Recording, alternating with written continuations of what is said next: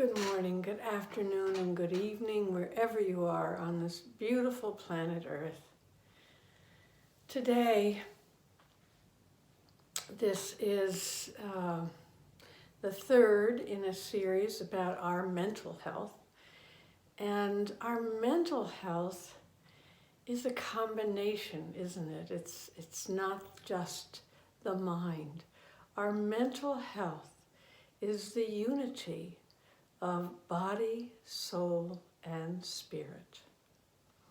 And so we have a healthy relationship with our physical body, with our soul life or inner life, and with the spirit of life. We could say the eternal, the I, the vast blue sky, the larger body, the larger space. And we've spent numbers of videos, those of you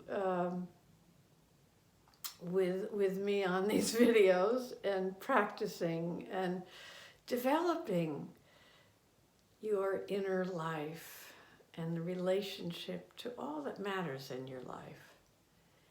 And so we know that starting through the body, we don't worship the body, but we learn to live in the body in a healthy way. And to become conscious in the body, to become present in the body is the goal. And that involves a kind of working with our attention. So we learn, we have this capacity we can all feel our right foot right now without looking at it. Many of us, we can that's called placing our attention in a different place while we're listening to my voice, while we're seeing outside our window or someplace in our room. We have this amazing capacity of moving our attention around. And so we bring first our attention inside. An easy way to enter is to sense the field of gravity. You are sitting here on this spot right now. You're not in any other place on the planet. You're just right here. You feel your seatedness, your feet on the ground. And there's so many ways to develop and deepen this relationship. Why do we deepen this relationship? Well, in order to enter into other parts of our life, we need to have a very good, solid relationship with the ground, with the earth, our mother, the earth mother, who supports and feeds us. We want to be in a living relationship of support. We support her, she supports us. Pretty much has been one-sided for most of humanity. But there are cultures who have always held this deep love and relationship with the earth, and mainly those have been the indigenous cultures of the earth. And we are just learning how to listen. So we listen to the body, which is made of the elements of earth. We listen to the field of gravity, and some of us learn bone by bone, cell by cell, as we really develop the knowledge of knowing ourselves through the body and in the body. I've never seen a lively relationship without a body, so it's good to know.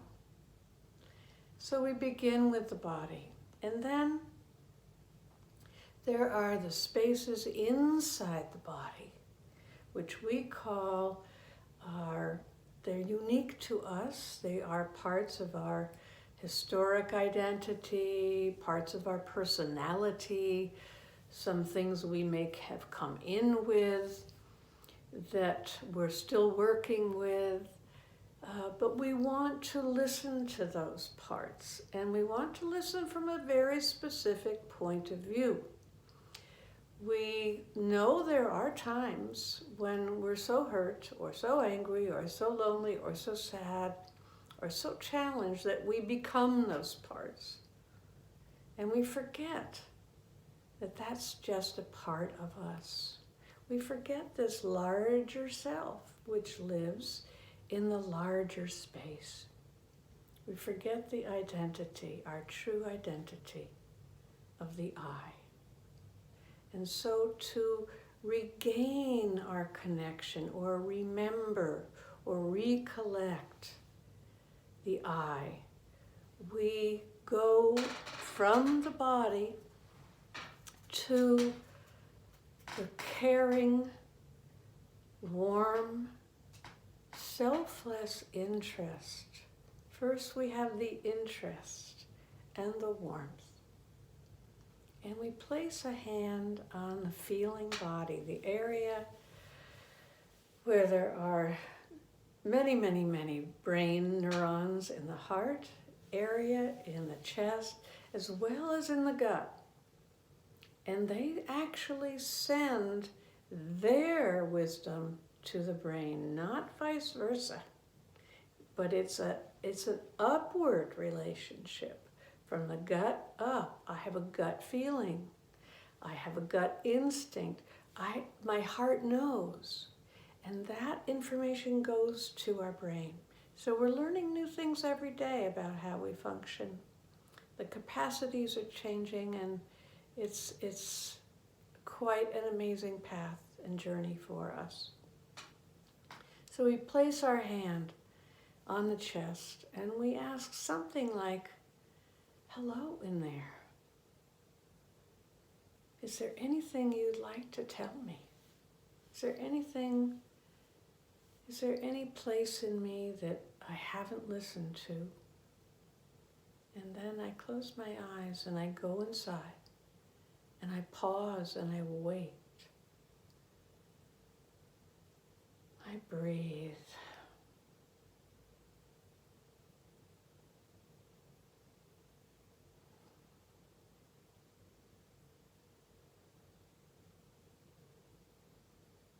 Right below my solar plexus, right? Not below, right at the top of the solar plexus, just below the breastbone. There's a place that calls me. And so in the Embodied Life School, we would then take that, maybe place a hand on that spot, and we would listen.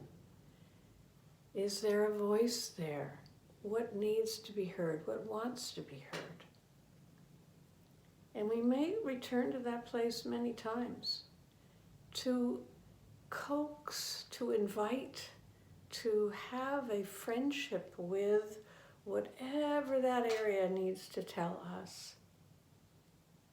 It's quite a remarkable thing that we can actually have a relationship with all those voices, the multitude of voices that live in us every day. Rumi's poem, The Guest House, is one of our poems that we work with in the Embodied Life. I won't recite it here, but look it up. It's who we are every day. And so that's our second level. That's working with the soul.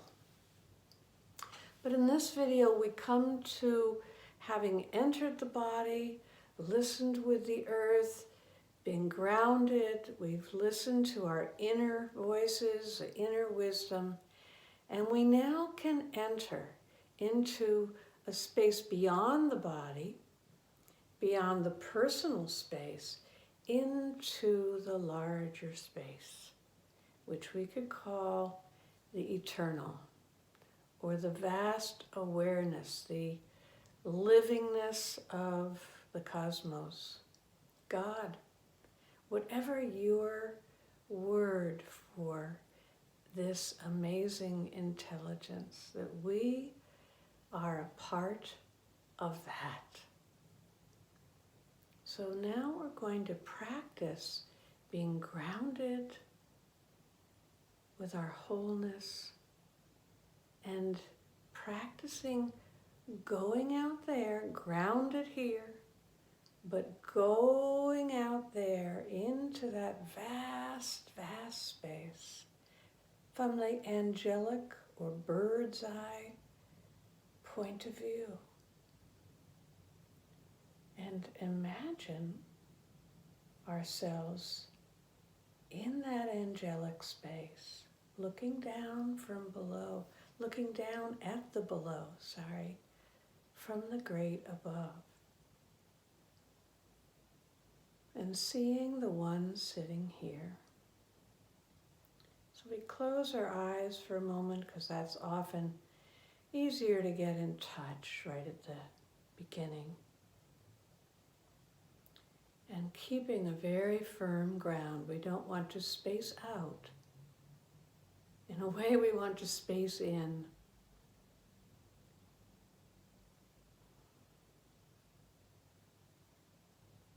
My personal experience of this practice is that when I am looking back at myself from a greater perspective, I almost always feel a deep, caring atmosphere. And I almost always sense a little bowing, you might say, or a humbling. My head comes down just a little bit. This may never be true for you, but this is my experience. And I often feel cared for from the one above. It's a kind of unconditional love.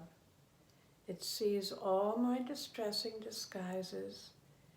It sees me in every moment of my life on earth. And it loves me no matter what I do. But it still sees clearly what I do. And allows me to be in a partnership with it, to be able to see those parts that maybe need a little refining, a little more care. And as a consequence, or simultaneously, when in this larger space, what I would call with my angels, I feel this care, I feel this warmth, and a holding of myself, and a partnership so that I can see these parts of myself. It's a remarkable experience. And I feel my whole body open, in the back of me, in the sides, beneath my feet to the ground. All above my head, of course, is very vivified, it's vitalized. My chest, my belly, my hands are tingling. Because I am in this larger space, and I'm seeing the one sitting here who's maybe challenged at the moment. And I have a sense of care for her. So this practice allows us to open our bodies, to open ourselves to a larger space. But we only do this when we're very, very grounded. I'm going to close my eyes and come back now.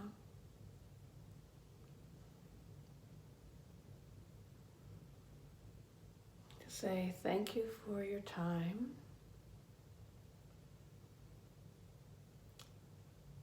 Entering the larger space. And you can do this when you're challenged. It's like having your very best friend seeing you and always knowing that, oh, she's been sad before. I know her. It's going to be all right. Maybe she'll remember that she's never alone. Maybe she'll remember that she's cared for and she can handle it and she can learn. It's all right there, just waiting for us. Whether it's listening to the body from the eye or reflecting back at oneself from the great above, or listening to another that allows us to feel the unity between body, soul, and spirit. Blessings on your day.